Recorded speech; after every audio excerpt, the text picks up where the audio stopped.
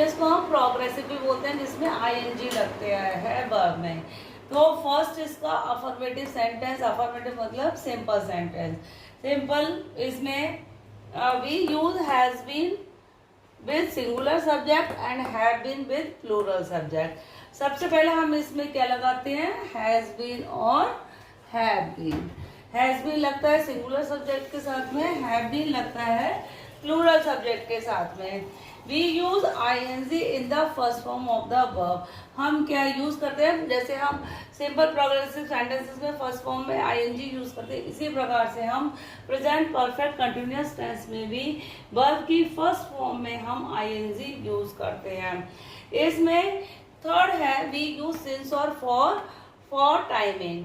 Timing दिया हुआ होता है तो उसके लिए हम सिंस और फॉर का यूज करते हैं। तो सिंस का यूज होता है एक सर्टेन टाइम और पीरियड के लिए, और फॉर का यूज होता है अनसर्टेन टाइम और पीरियड के लिए। ये मैंने आपको एग्जांपल में भी बताया है। जैसे सब्जेक्ट के साथ में लगेगा has been, ING in the first form of the verb. He has been learning English for 3 years। For इसलिए लगाया है 3 years। अब हमें सर्टेन नहीं है कि कौन से 3 years हैं, इसलिए हमने यहाँ पर फॉर का यूज करा है। लेकिन हमने दूसरे दे हैव बीन क्या यूज करा, दे के साथ हैव बीन। वर्किंग, वर्क की फर्स्ट फॉर्म में आईएनजी वर्किंग।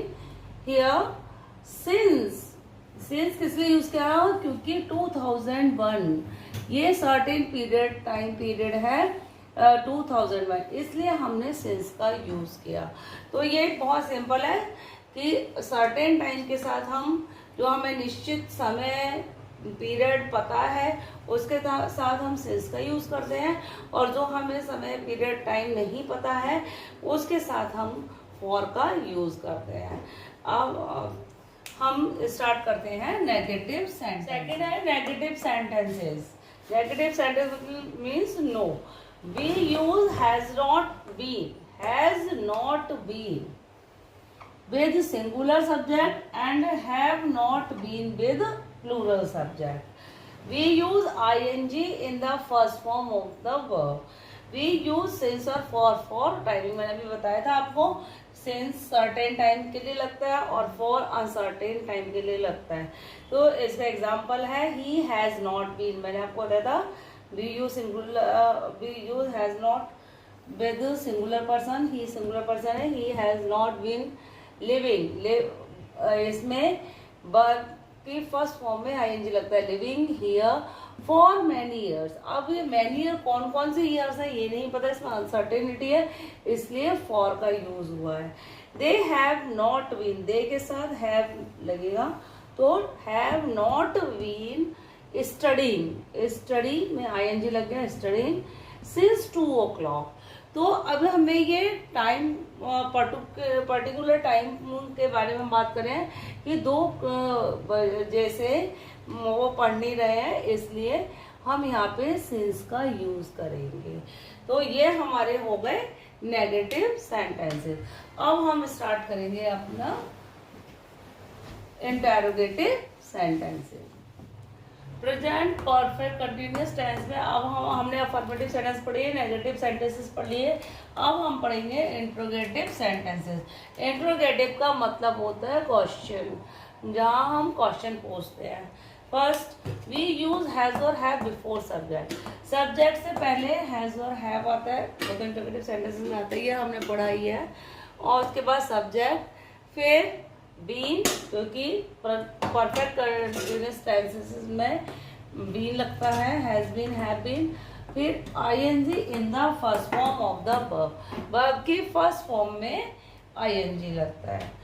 और जो WH वर्ड से सेंटेंसेस बनते हैं उनमें WH वर्ड जो भी होता है वो पहले आता है, उसके बाद हैज और हैव, फिर सब्जेक्ट, सब्जेक्ट के बाद बीन, हैज, ही, बीन, इस टाइप से हैज, सब्जेक्ट के बाद बीन, बीन के बाद ING in the first form of the verb, verb की फर्स्ट फॉर्म में आईएनजी आता है। तो इसके हम एग्जांपल देख लेते हैं। Has he been working here for many years. Many year कौन से अनसर्टेन है कि कौन कौन सी ईयर है, इसलिए हम फॉर का यूज करेंगे। तो हैज ही बीन वर्किंग, कि वो यहाँ कब से क्या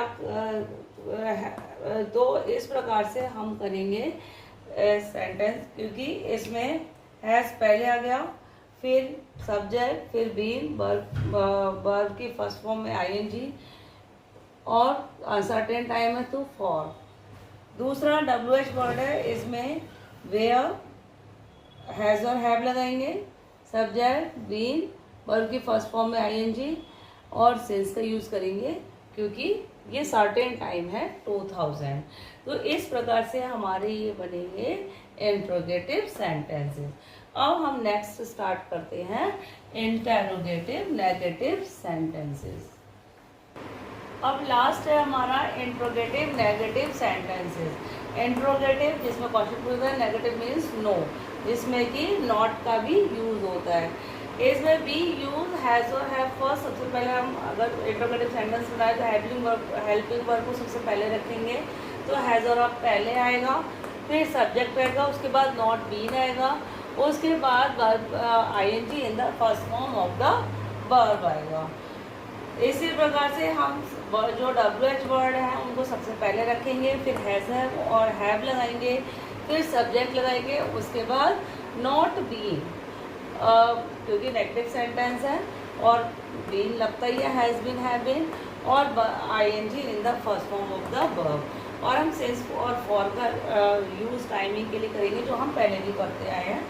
तो when has he not been departing for Goa, तो व्हेन क्या हुआ, क्वेश्चन WH वर्ड हो गया, हैज लगेगा, ही सब्जेक्ट है, नॉट बीन मैंने बताया था नेगेटिव के लिए नॉट बीन लगता है, depart first form of the verb है, इसमें हमने आईएनजी लगा दिया, for Goa. Had you not been learning English for 2 days।